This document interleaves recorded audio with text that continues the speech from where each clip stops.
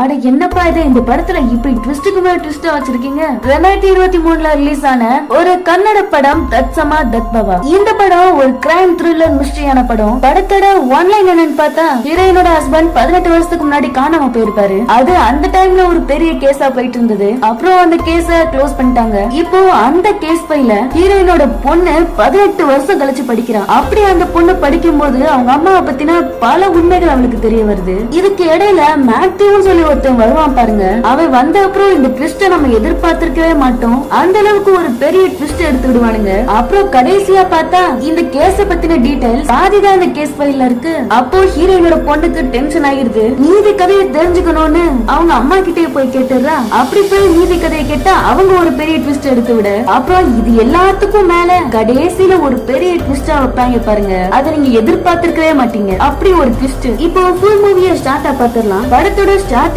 சீன்ல படத்தோட ஹீரோயினான அக்கீரா அவரோட ஹஸ்பண்ட் சஞ்சய காணோன்னு போலீஸ் ஸ்டேஷன்ல கம்ப்ளைண்ட் பண்றா. இந்த கம்ப்ளைண்ட் பண்ணதுக்கு அப்புறம் ஒரு 18 வருஷம் கழிச்சு காட்டுறாங்க. அதுல அக்கீராவோட பொண்ணுக்கு 18 வயசு ஆகுது. பர்த்டே கொண்டாடிக்கிட்டு இருக்காங்க. ஆனா அக்கீரா அவ மனசுக்குள்ளக்க ஏதோ ஒரு பெரிய பாரத்தை சுமந்துட்டு இருக்கான்றது அவளோட பொண்ணுக்கு தெரியுது. அத பத்தி அவளோட அம்மா கிட்டயே கேக்குறா. ஆனா அக்கீரா அத பத்தி வாயை திறக்கவே மாட்டா. அதனால அக்கீராவோட பொண்ணு அவளோட தாத்தாக்கு கால் பண்ணி 18 வருஷத்துக்கு முன்னாடி அம்மா ஒரு கேஸ்ல இன்வால்வ் ஆகிருந்தாங்களே, அந்த கேஸ் ஃபைல் இப்போ எனக்கு வேணும்னு அதை கேட்டு அவங்க தாத்தா கிட்ட இருந்து வாங்கிக்கிறா. அப்புறம் அதை படிக்கவும் ஆரம்பிக்கிறா. நம்ம ஸ்டார்டிங்ல அக்கீரா அவரோட ஹஸ்பண்ட் சஞ்சய காணோன்னு போலீஸ் ஸ்டேஷன்ல கம்ப்ளைண்ட் பண்ணிருப்பாங்களே, அதுக்கப்புறம் போலீஸ் இன்வெஸ்டிகேட் பண்றதுக்காக அந்த சஞ்சயோட அம்மா அப்பா, அவங்க வீட்டுல வேலை பார்த்த வேலைக்காரி, இவங்க எல்லாத்தையும் கூப்பிட்டு வச்சு விசாரிக்கிறாங்க. அப்படி விசாரிச்சதுல எல்லாருமே அக்கீராவை பத்தி குறைதான் சொல்றாங்க. போலீஸும் அக்கீராவை கூப்பிட்டு நீங்க முதல்ல எப்ப மீட் பண்ணீங்கன்றதுல இருந்து இப்ப வரைக்கும் எல்லா ஸ்டோரியும் சொல்லுங்கன்னு கேட்க, ஹீரோயினும் அவளோட லவ் ஸ்டோரிய சொல்ல ஆரம்பிக்க, ஸ்கூல் படிக்கும் போதுல இருந்து அக்கீராவும் சஞ்சய லவ் பண்ணிருக்காங்க. அப்புறம் கொஞ்ச நாள்ல அக்கீரா பிரெக்னன்ட் ஆகிடுறா. எப்படியோ வீட்டுல ஒத்துக்க வச்சு அக்கீராவும் சஞ்சயும் கல்யாணமும் பண்ணிக்கிறாங்க. அப்புறம் நடந்த ஒரு சின்ன ஆக்சிடென்ட்னால அவங்க வயித்துல இருந்த குழந்தை கலைஞ்சு போயிருச்சு. நான் அந்த துக்கத்துல இருந்து மீண்டு வர்றதுக்கு கூட சஞ்சய் தான் எனக்கு ஆறுதலா இருந்தான்னு அக்கீரா சொல்லிட்டு, கடைசியா அவ காணாம போன அன்னைக்கு என்னோட பர்த்டே அன்னைக்கு டே நல்லா தான் போயிட்டு இருந்தது. ஆனா திடீர்னு எங்களுக்குள்ள சண்டை வந்து சஞ்சய் வீட்டுல இருந்து கிளம்பி போயிட்டான். அப்பதான் நான் சஞ்சய கடைசியா பார்த்ததுன்னு சொல்ல, அப்புறம் போலீஸ் வேற ஏதாவது வெளியே விரோதி இருக்காங்களான்னு கேட்க, அப்பதான் தெரிய வருது சஞ்சய் வேலை பாக்குற இடத்துல புதுசா ஒரு எம்டி வந்திருக்காரு. அவருக்கும் சஞ்சய்க்கும் சுத்தமாவே ஒத்து வராது. அதனால சஞ்சயும் வேலையை சீக்கிரமா விட்டுலான்னு தான் பாத்துட்டு இருந்தாரு. இந்த விஷயம் தெரிய வரவும் போலீஸ் அந்த எம்டியை விசாரிக்க அந்த கம்பெனிக்கு போக, அந்த எம்டிக்கு போலீஸ் சொல்லிதான் சஞ்சய் ஒரு நாள் காணாம போனதே தெரியுது. விசாரிச்சதுல சஞ்சய் காணாம போனப்போ இந்த எம்டி வேற எங்கேயும் இருந்ததா சொல்றாரு. அதை கேட்டுட்டு உன்னை இன்னொரு நாள் பாத்துக்கிறேன்னு அந்த போலீஸ் அங்க இருந்து வர, அப்போ ஒரு இன்ஃபர்மேஷன் அக்கீரா வீட்டோட பேஸ்மெண்ட்ல இருந்து சஞ்சயோட பாடி கிடைச்சிருக்கு. இப்போ ஆரிகா மெயின் சஸ்பெக்ட் ஆகுறாங்க. போலீஸும் என்ன நடந்தது டீடைலா எக்ஸ்பிளைன் பண்ணுங்கன்னு ஆரிகா கிட்ட கேட்க, ஆரிகாவும் அதை பத்தி சொல்ல ஆரம்பிக்கிறா. ஆரிகா இங்க கம்ப்ளைண்ட் கொடுத்துட்டு போனதும் ஆரிகா அவளே டைவர்ட் பண்றதுக்காக வீடு ஃபுல்லாவே கிளீன் பண்ணிருக்கா. அப்புறம் மறுநாள் காலையிலேயே வீட்டை சுத்தி ஒரு கெட்ட வாடை அடிக்க ஆரம்பிச்சது. அது வெளியே எங்க இருந்தோ வருதுன்னு அக்கீரா வெளியே போய் பார்க்க, ஆனா அந்த வாடை வெளியே இருந்து வரல, வீட்டுக்குள்ள இருந்துதான் வருதுன்னு அவளோட பேஸ்மெண்ட்க்கு போய் பார்க்க, அங்க ரத்தம் கொட்டுனதோட ஒரு பெட்டி. அத அக்கீரா திறந்து பார்க்க உள்ள சஞ்சய் கழுத்து அறுக்கப்பட்டு செத்து கிடக்காரு. அத பார்த்துட்டு உடனே அக்கீரா போலீஸ்க்கு கால் பண்ணிருக்கா. இதுதான் அந்த டைம்ல நடந்தது. அக்கீரா போலீஸ் ஸ்டேஷன்ல இருக்கும்போது திடீர்னு வாமிட் பண்றா.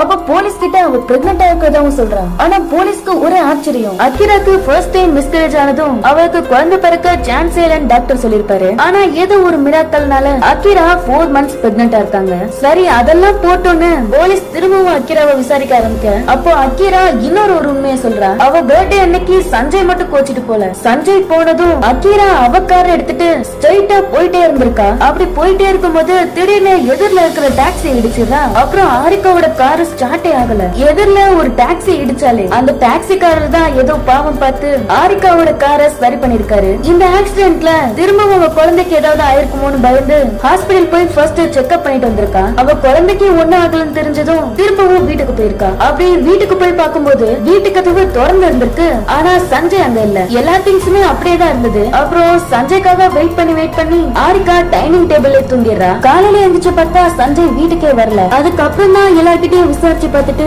ஆரிகா போலீஸ் ஸ்டேஷன் வந்து கம்ப்ளைண்ட் பண்ணிருக்கா. இப்போ நீங்க ஞாபகம் வச்சுக்கோங்க, கதவு திறந்து இருந்தது. வீட்டு சாவியும் ஆரிகா கிட்ட ஒண்ணு இருக்கு, சஞ்சய் கிட்ட ஒண்ணு இருக்கு. அதை தவிர வேற யாருக்கிட்டயும் சாவி இல்ல. அந்த சண்டை வந்ததுல ஒரு 7 to 8 மணிக்குள்ளக்க ஆரிகா கோச்சிக்கிட்டு வீட்டை விட்டு கிளம்பி போயிருக்கா. வீட்டுக்கு வந்து பார்த்தா கதவை திறந்திருக்கு. இந்த இடத்துல நீங்களே கெஸ் பண்ணுங்களேன் அப்படி என்னதான் நடந்திருக்கும்னு. அடுத்ததான் போலீஸ் சஞ்சய் வேலை பார்த்த கம்பெனியோட எம்டியை கூப்பிட்டு விசாரிக்கிறாரு. அவரு அந்த கொலை நடந்தப்ப வேற ஏதோ ஒரு மீட்டிங்க்கு போயிருந்ததா சொல்ல, ஆனா அந்த காருக்குள்ளக்க சஞ்சயோட ஸ்பெக்ஸ் கிடைச்சிருக்கு. கரெக்டா அந்த எம்டியோட ஒய்ஃபும் அந்த போலீஸ் ஸ்டேஷனுக்கு வந்துற அந்த கண்ணாடி அவரோட கார்ல இருந்த போட்டோவை பார்த்துட்டு அந்த எம்டி சொல்றாரு, இந்த கண்ணாடி எப்படி வந்ததுன்னு தெரியாது, இதை வச்சுட்டு உங்களால எதுவுமே ப்ரூவ் பண்ணவும் முடியாதுன்னு சொல்ல, அந்த நேரத்துல அதே கம்பெனில வேலை பார்த்த இன்னொருத்தர் வரான். அவன் வரவும் இந்த எம்டி சரியா பதறாரு. ஏதோ சஞ்சய் இவங்க கொலை பண்ண மாதிரி அவன் ஏதோ ஒண்ணுத்த போலீஸ்ல சொல்ல வரான். ஆனா அதை சொல்ல வேணான்னு இந்த எம்டி அவனை தடுக்கிறாரு. அப்போ அவன் ஒண்ணு சொல்றான், நம்ம இப்ப இந்த விஷயத்த சொல்லலைன்னா கொலை பண்ண பழி நம்ம மேல விழுகும், அதுக்கு இது பரவாயில்லன்னு உண்மையை சொல்லிடலான்னு சொல்ல, அதுக்கு அந்த எம்டியோ சரி உண்மையை சொல்லிடலான்னு அன்னைக்கு நைட்டு என்ன நடந்ததுன்றத போலீஸ் கிட்ட சொல்றாரு. இந்த எம்டியும் அவர் கூட வேலை பார்க்கிற ஒரு பையனை காட்டினேன், அவனும் சேர்ந்து கார்ல ஒன்னா இருந்திருக்காங்க. அத அந்த பக்கம் போறவங்க பார்த்து கலாச்சாரத்தையாட கெடுக்கிறீங்கன்னு இவனுங்க ரெண்டு பேரையும் போட்டு அடிக்க, அந்த நேரத்துல தான் சஞ்சய் அந்த இடத்துக்கு வந்து இவங்க ரெண்டு பேரையும் காப்பாத்திருக்கான். அந்த சண்டையில இவங்களுக்கு அடியெல்லாம் பட்டிருக்கும். அதனால சஞ்சய் இவங்களை ஹாஸ்பிட்டல் கூட்டிட்டு போய் விடுறான். அப்புறம் டைம் ஆச்சுன்னு வீட்டுக்கும் கிளம்பி போயிருக்கான். இப்போ இவங்க ஏதோ பண்ணலன்னு தெரிஞ்சிச்சு, அதனால அவனுங்களை போலீஸ் விட்டுறாங்க. இப்போ இந்த இடம் தான் கதையிலேயே முக்கியமான இடம். நான் ஃபர்ஸ்ட் சீன்ல மேத்யூ சொல்லி ஒருத்தர் வருவான்னு சொன்னேனே, அவன் வந்து போலீஸ் கிட்ட இது ஒரு கொலை மட்டும் இல்ல ரெண்டு கொலைன்னு சொல்றான். நம்ம ஆரிக்காக்கு இன்னொரு ஒரு ட்வின் சிஸ்டர் இருக்கலாம், அவளும் மேத்யூவும் லவ் பண்ணிருக்காங்க. அவ பேரு அக்கீரா. பேரையே பாருங்களே, ஆரிக்காவை திருப்பி போட்டா அக்கீரா. இப்போ அக்கீராவும் மேத்யூவும் லவ் பண்ணிருக்காங்க. இவங்க ரெண்டு பேரும் லவ் பண்ணது ஆரிக்காக்கு பிடிக்கல, அதனால அக்கீராவை ஆரிக்காவை கொலை பண்ணிருப்பானு இந்த மேத்யூ அடிச்சு சொல்றான். இத கேட்ட போலீஸ்க்கு ஒரே குழப்பம், என்னது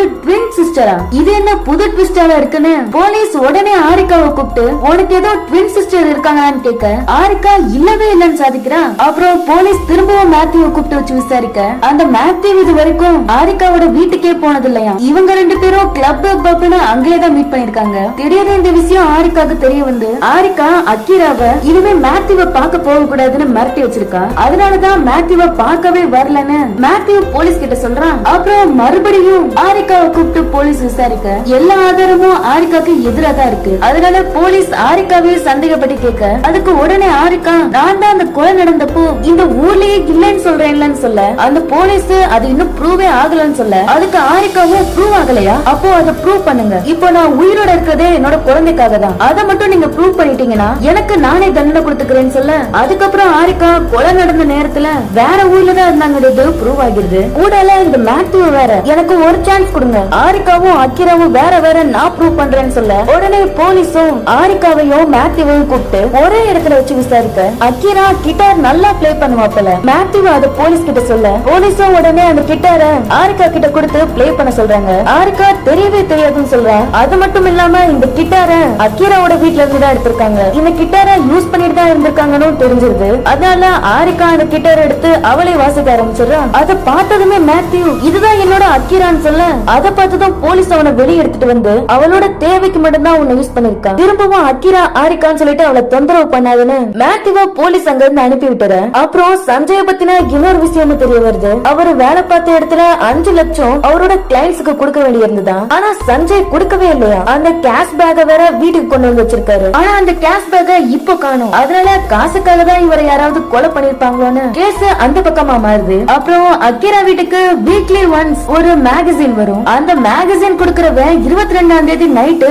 8:30 மணிக்கு வந்திருக்கான். அதனால இவனை வச்சு ஏதாவது தெரிஞ்சுக்கலான்னு போலீஸ் அவனையும் கூப்பிட்டு விசாரிக்க, அப்போ இன்னொரு ஒரு பெரிய உண்மை தெரிய வருது. இந்த பையன் மேகசின் கொடுக்க வரும்போது வெளியே நின்று காலிங் பெல் அழுத்தி பார்த்திருக்கான். இந்த மேகசினை வாங்குறதுக்காக யாருமே வரல. அப்புறம் திடீர்னு ஆரிக்கா உள்ள இருந்து வெளியே வச்சுட்டு போன்னு கத்திருக்காங்க. ஆரிக்காவோட வாய்ஸ் இவனுக்கு ரொம்ப நல்லாவே தெரியுமா, அது அவங்க தானே அடிச்சு சொல்றான். ஆனா ஆரிக்கா என்ன சொன்னாங்கன்னா, அன்னைக்கு சண்டை நடந்ததுனால 7ல இருந்து 8 மணிக்குள்ளக்க நான் இந்த வீட்ல இருந்து கிளம்பிட்டேன், வேற ஊர்ல இருந்துதான் சொல்லிருப்பாங்க. அப்புறம் எப்படி இந்த வீட்ல இருந்து ஆரிக்காவோட சவுண்ட் கேட்டிருக்கும், ஒருவேளை அக்கீரான் இன்னொரு பொண்ணு இருக்காளான்னு இந்த இடத்துல டவுட் ஆக வைக்கும். வரும். அப்போ போலீஸ் ஒரு முடிவு எடுத்து இதுக்கு SRNO மிஷின் தான் கரெக்டா இருக்கும்னு ஆரிகா சொல்றதுலாம் உண்மையா இல்லையான்னு தெரிஞ்சுக்கிறதுக்காக அந்த மிஷினை வச்சு செக் பண்றாங்க. அப்படி செக் பண்ணதுல ஆரிகா எல்லாத்தையும் கரெக்டா சொல்லிருக்கா. ஆனா அவ பேரை மட்டும் தப்பா சொல்லிருக்கா. இதுல குழப்பமான போலீஸ் திரும்பவும் ஆரிகாவை கூப்பிட்டு அந்த டெஸ்ட் பண்றாரு. அப்படி பண்ணும்போது ஃபர்ஸ்ட் கொஸ்டினா உன்னோட பேரு அக்கீரா அப்படின்னு கேட்க இந்த இடத்துல ஒரு பயங்கரமான ட்விஸ்ட்.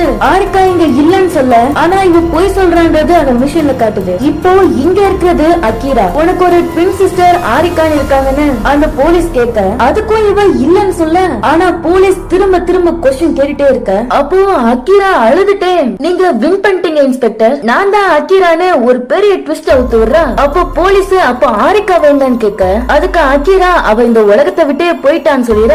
இதோட இந்த கேஸ் ஃபைல் க்ளோஸ் ஆகுது. இதுக்கு மேல இந்த ஃபைல்ல எதுவுமே இல்ல. 18 வருஷம் கழிச்சு இத படிச்சிட்டு இருந்த அக்கீராவோட பொண்ணு என்னடா இதுக்கு மேல எதுவுமே இல்லன்னு திரும்ப அவளோட தாத்தாக்கு கால் பண்ணி இதுக்கப்புறம் என்ன நடந்ததுன்னு உண்மையை சொல்லுங்கன்னு கேட்க அவங்க தாத்தா சொல்றாரு, நீ ஆரிகாவோட பொண்ணு, ஆரிகா இறந்ததுக்கு அப்புறம் அக்கீரா தான் உன்னை அவளோட பொண்ணா எடுத்து வளர்க்கறா. இதை எல்லாத்தையும் பார்த்த மேத்யூ ஒரு பைத்தியமாவே ஆகி கடைசியில செத்தே போயிட்டான்னு சொல்லிட. அதை கேட்டதும் இந்த பொண்ணு அவங்க அம்மா உண்மையாவே அக்கீராவா இல்ல ஆரிகாவான்னு தெரிஞ்சுக்கிறதுக்காக அவங்க வீட்டுல இருந்த கிட்டாரை எடுத்துட்டு போய் அவங்க அம்மா கிட்ட கொடுத்து வாசிக்க சொல்ல அவங்க அம்மாவும் முடியாதுன்னு சொல்லிட்டு கடைசியில வாசிக்க ஆரம்பிக்கிறாங்க. பார்த்தா செம்மையா வாசிக்க அத பார்த்துட்டு நம்ம கூட இருக்கிறது நம்ம அம்மா ஆரிகா இல்ல அக்கீரா தானே இந்த பொண்ணு தெரிஞ்சுக்கிறா. உடனே அந்த டைமே இந்த பொண்ணு அவங்க அம்மா கிட்ட சண்டை போட்டு இதுக்கு முன்னாடி என்ன நடந்ததுன்னு சொல்லுங்கன்னு ஒரு குற்றவாளி மாதிரி நிக்க வச்சு கேக்குறா. உடனே அக்கீராவும் இதுக்கு முன்னாடி நடந்த விஷயத்த சொல்றாங்க. ஆரிகா பிறக்கும் போதே ட்வின்ஸா பிறந்திருக்காங்க, 2 பொண்ணுங்க. ஒரு பொண்ணு பேரு ஆரிகா, இன்னொரு பொண்ணு பேரு அக்கீரா. ரெண்டுமே பொண்ணா பிறந்தனால அவங்க வீட்ல ஆரிகாவை மட்டும் வச்சுக்கிட்டு அக்கீராவை அவங்க ஊர்ல இருக்கிற ஒரு நர்ஸ் கிட்ட கொடுத்துறாங்க. அந்த நர்ஸ் வெளி உலகத்துக்கே தெரியாம அக்கீராவை வளர்க்க அக்கீரா கொஞ்சம் வளர்ந்ததும் அந்த நர்ஸ் என்னன்னு தெரியல மாடியில இருந்து குதிச்சு செத்து போயிடுறாங்க. அப்போ வெளியே சுத்திட்டு இருந்த அக்கீரா ஒரு நாள் ஆரிகாவை பாக்குறா. அக்கீரா ஆரிகா கிட்ட அவ யாருன்றத சொல்லிருக்கா. அது தெரிஞ்சதுமே ஆரிகா என்ன பண்ணிருக்கானா, இந்த அக்கீரா உயிரோட இருக்கிறது அவங்க அம்மா அப்பாக்கு தெரியக்கூடாதுன்னு ஆரிகா அக்கீராவை அவங்களோட பேஸ்மெண்ட்ல தங்க வச்சிருக்கா. இவ சாப்பிடுற சாப்பாடுல பாதியை கொண்டு வந்து அக்கீராவுக்கு கொடுத்திருக்கா. அப்புறம் இப்படியே நாள் போய்கிட்டு இருக்கும்போது அக்கீராவும் ஆரிகாவும் ஒரு பிளான் பண்ணி டைரி எழுத ஆரம்பிக்கிறாங்க. ஆரிகா நாள் ஃபுல்லா அவளுக்கு என்னென்ன நடந்ததுன்றத எழுதி வைக்கிறா. அத மறுநாள் அக்கீரா படிச்சு பார்த்துட்டு அக்கீரா ஆரிகாவை வெளியே போறா. இப்போ ஆரிகா அந்த பேஸ்மெண்ட்ல இருக்கா. ஆரிகா அந்த டே ஃபுல்லா ஸ்பெண்ட் பண்ணிட்டு அன்னைக்கு என்னென்னலாம் பார்த்தேன்றத டைரியில எழுத ஆரிகா அத படிச்சு பார்த்துட்டு மறுநாள் அவ வெளியே போய் டைம் ஸ்பெண்ட் பண்றா. இப்படியே மாத்தி மாத்தி டைரியில எழுதி வச்சு ஆளுக்கு ஒவ்வொரு நாளும் வெளியே சுத்திட்டு இருந்திருக்காங்க.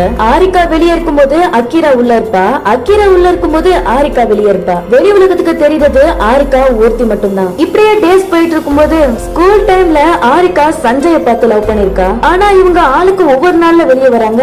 இப்படி இருக்கும்போது அக்கீராவும் சஞ்சய் கிட்ட பேசிருக்கா. இவங்க 2 பேர்ல சஞ்சய் லவ் பண்ணது அக்கீராவோட கேரக்டர் தான், ஆரிகாவை லவ் பண்ணல. அக்கீரா கொஞ்சம் மாடர்னா இருப்பா, ஆரிகா கொஞ்சம் ட்ரெடிஷனல். ஒரு நாள் சஞ்சய் கிளப்புக்கு போகும்போது அக்கீராவை பார்த்திருக்கா. அது ஆரிகா நினைச்சு சஞ்சய் அவகிட்ட போய் பேச, ஆனா அது ஆரிகா இல்ல வேற ஒரு பொண்ணுன்றது சஞ்சய்க்கு தெரியுது. ஆனா ஆரிகாவோட தங்கச்சின்னு தெரியாது. ஸ்கூல் டைம்ல அக்கீராக்கும் சஞ்சய் மேல லவ் வந்திருக்கும், ஆனா ஆரிகாக்காக அக்கீரா விட்டு கொடுத்திருப்பா. அப்புறம் இந்த டைம் வந்து சஞ்சய கிளப்ல மீட் பண்ணிட்டால சஞ்சய் அக்கீரா கிட்ட நல்லாவே பேச ஆரம்பிக்கிறாரு. இந்த தடவை அக்கீராக்கு சஞ்சய ரொம்ப பிடிச்சிருது. அதனால அக்கீரா ஆரிகாக்கு விட்டு கொடுக்கற மாதிரி இல்ல. சஞ்சய் ஆரிகாவை கல்யாணம் பண்ண அப்புறம் தான் இதெல்லாம் நடக்குது. திடீர்னு ஒரு நாள் சஞ்சய் அக்கீராவை பிரெக்னன்ட் ஆக்கி விட்டுறான். இந்த விஷயத்த அக்கீரா ஆரிகா கிட்ட சொல்ல அந்த டைமே சஞ்சய்க்கு அக்கீராவும் ஆரிகாவும் ட்வின்ஸ் தெரிஞ்சிருது.